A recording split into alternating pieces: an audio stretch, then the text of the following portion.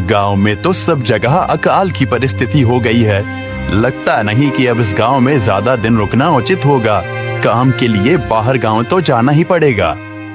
भूषण काम की तलाश में दूसरे गांव की ओर निकल पड़ता है। चलते चलते वह विजयपुर गांव में आ जाता है। वहां उसका रहने का कोई ठिकाना नहीं था और उसके पास कोई काम भी नहीं था। चलते चलते वह एक अमीर किसान जगत सेठ के पास आ पहुंचता है। सेठ जी, मैं भूषण दूसरे गांव से आया हूँ। हमारे गांव में अकाल की परिस्थिति हो गई है। लोगों के खेत सूखे पड़े हैं। गांव में बूंद बूंद पानी के लिए लोग तरस रहे हैं।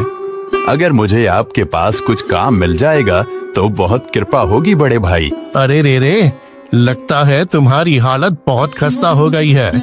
ठीक है, वैसे मेरे पास एक काम तो है, पर लगता नहीं कि तुम वो कर पाओगे। सेठ जी, आप चिंता ना करें। मुझे आप कोई भी काम दे सकते हैं। मैं वो काम पूरी मेहनत और ईमानदारी से करूँगा। अच्छा ठीक है भूषण, तो कान खोल कर सुन लो। मेरे पास 50 गायें और 50 भैंसे हैं। तुम्हें हर रोज उन जानवरों का गोबर निकालना होगा और रोज सुबह शाम उन्हें चारा पानी देना होगा। महीने के आखिर में तुम्हें इस काम के लिए 200 रुपए मिलेंगे और हाँ, 2 वक्त का खाना भी हमारी तरफ से मुफ्त दिया जाएगा। बोलो, क्या तुम ये काम कर पाओगे? अरे बाप रे, 50 गाय और भैंसों को संभालना आसान काम नहीं है, पर अब मैं कुछ कर भी तो नहीं सकता। और ऊपर से सेठ जी 2 वक्त का खाना भी दे रहे हैं। ठीक है सेठ जी, मैं ये काम कर लूंगा, पर एक विनती है। हाँ बोलो भूषण, क्या बात है? सेठ जी, अगर आपको समस्या ना हो तो क्या मैं आपके गायों के साथ गौशाला में रह सकता हूँ? सेठ जी, मैं इस गांव में नया हूँ। मेरा रहने का कोई ठिकाना नहीं है। जग्गा सेठ थोड़ी देर तक सोचता है और भूषण को ऊपर से नीचे तक देखने के बाद उससे कहता है, ठीक है भूषण, तुम गौशाला में रह सकते हो। जी धन्यवाद सेठ जी। तब से भूषण गौशाला में रहकर अपना काम करने लगता है। वह रोज जल्दी उठकर गाय और भैंसों का गोबर निकालता, उन्हें चारा डालता और समय पर पानी भी पिलाता था। हर रोज भूषण अपना काम ईमानदारी और पूरी मेहनत से करता था। जगत सेठ को भी भूषण का काम बहुत पसंद आने लगा, क्योंकि वह अपना काम सफाई से करता था। एक दिन जगत सेठ भूषण को बुलाकर उससे बोलता है, भूषण, मुझे तुम्हारा काम बहुत पसंद आया है। तुम गाय और भैंसों का अच्छा ख्याल रख रहे हो, इसलिए दूध की गुणवत्ता भी बढ़ गई है और गायें पहले से ज्यादा दूध भी दे रही हैं। इसलिए मैं आज से तुम्हारी तनख्वाह बढ़ाकर पूरे 400 रुपए कर रहा हूँ। आपका बहुत बहुत धन्यवाद सेठ जी। कुछ दिन ऐसे ही बीतने लगते हैं। भूषण जगत सेठ के पास बहुत मेहनत और ईमानदारी से काम करता है। धीरे धीरे भूषण के पास अच्छा खासा रुपया जमा हो जाता है, जिससे वह अपने लिए छोटा सा रहने लायक एक कुटिया बनवा लेता है। उस गौशाला में सोकर तो नाक से गोबर की गंध अभी भी नहीं जा रही। अब आखिरकार मुझे अपने घर में चैन से सोने को तो मिलेगा। तब से भूषण जगत सेठ के पास गौशाला में काम करने आता और 2 वक्त का खाना खाकर अपने घर सोने के लिए चला जाता था। कई साल ऐसे ही बीत जाते हैं। भूषण की मेहनत के कारण उसके पास अच्छा खासा रुपया जमा हो जाता है।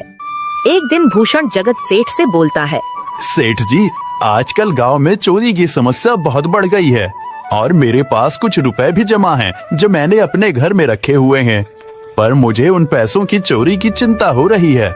आपको तो पता है कि मैं दिन भर आपके पास ही काम करता हूँ और सिर्फ रात में ही घर सोने जाता हूँ, इसलिए मुझे रोज उन पैसों की चोरी की चिंता सताती है। हाँ भूषण, तुम बात तो बिल्कुल सही कह रहे हो।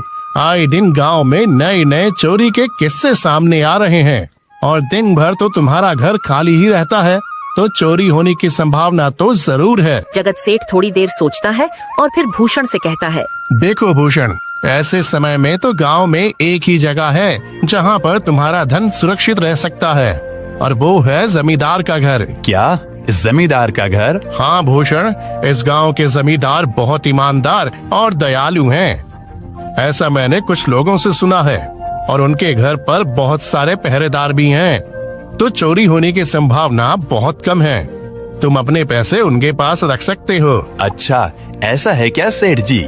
ठीक है, फिर आज ही मैं जमींदार जी से मिलकर बात करता हूँ और उन्हें अपनी समस्या बताता हूँ। उस दिन भूषण जमींदार जी के घर उनसे बात करने जाता है। टूडको, कहाँ अंदर आए जा रहे हो? वहीं रुक जाओ। जी जी, मुझे जमींदार जी से मिलना है। मुझे उनसे कुछ काम है। क्या काम है तुमको उनसे? मुझे जरा बताओ। जी, मुझे कुछ पैसे रखवाने थे उनके पास। यही काम के लिए आया था मैं। अच्छा ठीक है, तुम अंदर जा सकते हो। नमस्ते जमींदार जी, मैं भूषण जगत सेठ के यहाँ काम करता हूँ। कुछ साल पहले ही मैं दूसरे गांव से यहाँ आया हूँ। अच्छा भूषण, बोलो तुम्हारा क्या काम है मेरे पास? जमींदार जी, मैं सालों से जगत सेठ के पास काम कर रहा हूँ और मैंने कुछ रुपए भी जमा कर लिए हैं। पर बात यह है कि गांव में चोरी की समस्या बहुत बढ़ गई है, तो मुझे अपने रुपए घर में रखने से डर लग रहा है। अच्छा, कितने रुपए जमा किए हैं तुमने?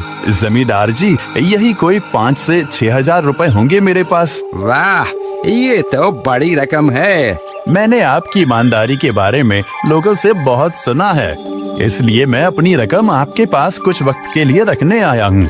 हाँ भूषण, तुमने बिल्कुल सही सुना है। तुम्हारी रकम मेरे पास पूरी तरह से सुरक्षित रहेगी। तुम अब चिंता ही छोड़ दो, मैं सब देख लूंगा। भूषण अपने पैसों की थैली जमींदार को दे देता है। ये पूरे 5,800 रुपए हैं, आप गिनकर देख लीजिए। गिनने की क्या जरूरत है? तुम तो जगत सेठ के आदमी हो, मुझे तुम पर पूरा विश्वास है। जमींदार जी, आपका बहुत बहुत धन्यवाद। अब मुझे चोरों का कोई डर नहीं है, क्योंकि मेरे पैसे सुरक्षित हाथों में हैं। अरे भूषण, कोई बात नहीं। धन्यवाद तो मुझे बोलना चाहिए, जो तुम मेरे पास आए अपने रुपए रखने के लिए। भूषण अपने पैसे जमींदार को देकर अपने घर चला जाता है। हाँ भूषण, तुम्हारे पैसे मेरे हाथों में ही अच्छे लगते हैं। ऐसे ही भूषण ईमानदारी और मेहनत से जगत सेठ के यहाँ काम कर रहा था। देखते ही देखते 2 साल ऐसे ही बीत जाते हैं। एक दिन भूषण सोचता है, अब बहुत साल हो गए जगत सेठ के यहाँ काम करते हुए। वैसे सेठ जी तो बहुत अच्छे इंसान हैं, पर सोच रहा हूँ कि खुद की जमीन लेकर उस पर मेहनत करूँ, तभी मैं बड़ा आदमी बन सकता हूँ। अब जो मेरे पास थोड़े कुछ पैसे हैं और जो जमींदार के पास कुछ पैसे संभालने के लिए दिए हैं, वो जमा करके थोड़ी जमीन खरीद लूंगा। आज ही जमींदार से मिलने जाता हूँ और अपने रुपए मांगता हूँ। ये सोचकर भूषण जमींदार जी के घर चला जाता है। जमींदार जी, मैं अपने रुपए वापस लेने आया हूँ। आपके पास मैंने 5,800 रुपए दिए थे संभालने के लिए। अरे भाई साहब, मैंने पहचाना नहीं आपको। वैसे कौन हो आप? अरे जमींदार जी, मैं भूषण हूँ। पिछले साल मैंने आपको पैसे संभालने के लिए दिए थे, याद आया कुछ? अरे भाई साहब, मेरे पास कितने सारे लोग आते जाते हैं पैसे रखने के लिए, और सभी के साथ मेरा अच्छा व्यवहार होता है। वैसे आपके पास कोई कागजात हैं क्या? क्योंकि मैं हर व्यक्ति से कागज पर ही व्यवहार करता हूँ। किसने कितने पैसे दिए, किसके कितने पैसे रखे हैं, सबका व्यवहार रहता है मेरे पास। जमींदार जी, ये आप क्या बात कर रहे हैं? आपकी ईमानदारी देखकर ही मैंने आपको पैसे दिए थे संभालने के लिए, और आप अब ऐसी बातें कर रहे हैं। कृपया करके मेरे पैसे मुझे वापस कीजिए। हाँ भूषण, मैं ईमानदारी से ही काम करता हूँ, इसलिए तो तुमसे मैं डॉक्यूमेंट्स मांग रहा हूँ। क्या तुम्हें पता नहीं, जब तुम किसी से पैसों का व्यवहार करते हो तो तुम्हें स्टाम्प पेपर पर लिख कर देना पड़ता है। तुम किसी से भी पूछ सकते हो। नहीं जमींदार जी, मैं आपके पैर पड़ता हूँ, कृपया करके मेरे रुपए मुझे दे दीजिए। बड़ी मेहनत से मैंने वो पैसे जमा किए थे, मुझ पर ऐसा अन्याय ना करें। अरे क्या ये झूठ मूठ का रोना धोना लगाया है? लगता है तुम ढोंगी हो और मेरी ईमानदारी और भोलेपन का फायदा उठाकर मुझसे ये रुपए लेने आए हो। रुक, तुझे अभी सबक सिखाता हूँ। जमींदार अपने आदमियों को बुलाकर भूषण की पिटाई करने को कहता है। इसे तब तक मारो जब तक ये बेहोश ना हो जाए। इस 2 कौड़ी के आदमी ने मेरी ईमानदारी पर सवाल उठाया है, इसे छोड़ना मत। जमींदार के आदमी भूषण को डंडे से खूब मारते हैं। फिर भूषण दुखी होकर अपने घर चला जाता है। भूषण के शरीर पर घाव के निशान स्पष्ट दिखाई दे रहे थे। 2 दिन से भूषण घाव के दर्द के कारण जगत सेठ के घर काम के लिए नहीं जा पाता है, इसलिए अगले दिन जगत सेठ भूषण के पास आ जाते हैं। वह देखते हैं कि भूषण खाट पर सो रहा है और वह बड़ा ही चिंता में नजर आ रहा है। भूषण भाई, तुम 2 दिन काम पर नहीं आए, क्या हुआ भाई? तबीयत ठीक है ना तुम्हारी? कुछ समस्या है क्या? अरे सेठ जी, आप खुद यहाँ आए हो। आप खबर भिजवाते तो मैं खुद चला आता। अरे भूषण, कोई बात नहीं। तुम्हें देखकर लगता है तुम बीमार हो। क्या हुआ है तुम्हें? जगत सेठ, क्या बताऊं, जिस जमींदार के पास पिछले साल मैंने अपने पैसे संभालने को दिए थे, वो आज मुझे पैसे वापस नहीं करना चाहता। वो बहुत लालची इंसान है, वो लोगों को ठग रहा है। और जब मैंने बाद में गिड़गिड़ाना शुरू किया तो उसने डंडे से मार मार कर मेरी पिटाई करवा दी और मुझे वहां से धक्के मार कर निकाल दिया। अरे बाप रे, ये तो बड़ा ही गंभीर विषय है। मैंने तो जमींदार के बारे में अच्छा ही सुना था, और मुझे भी नहीं पता था कि वो इंसान इतना गिरा हुआ है। तभी मैं सोचूं, हर साल उसकी संपत्ति इतनी ज्यादा कैसे बढ़ रही है। मुझे माफ कर दो भूषण, मैंने ही तुम्हें जमींदार के पास जाने को बोला था। गलती तो मेरी भी है। नहीं जगत सेठ, आप तो मेरा अच्छा ही सोच रहे थे।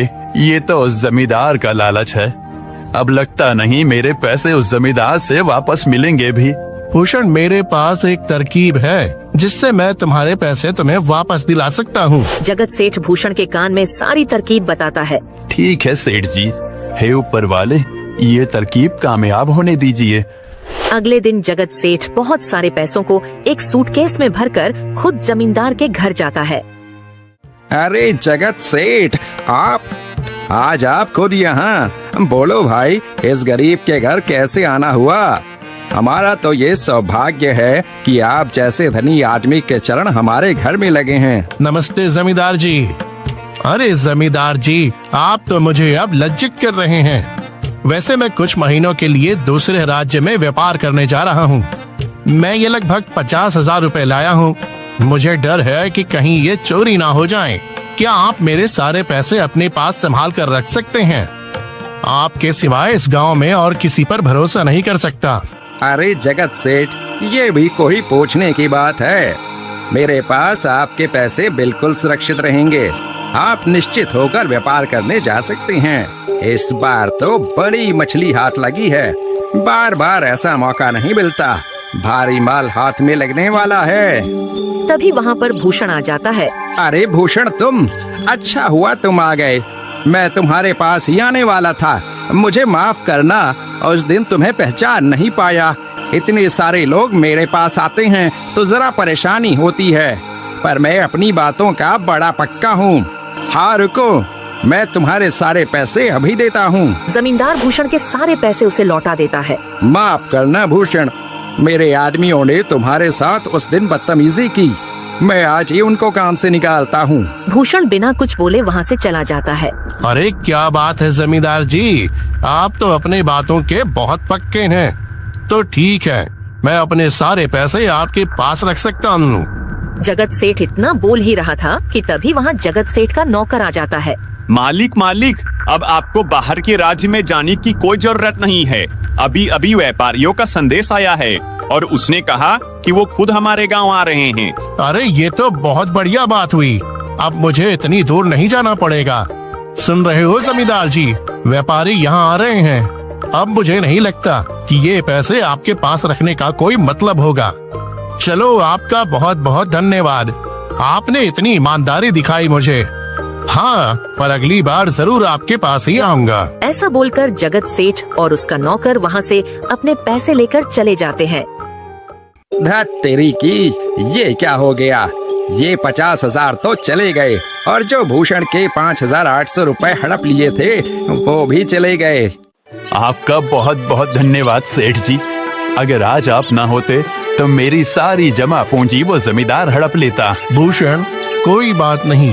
जो व्यक्ति मेहनत और ईमानदारी से कमाता है, ऊपर वाले उसका कभी बुरा नहीं होने देते, और जो हराम की कमाई का खाता है उसका कभी अच्छा नहीं होने देते।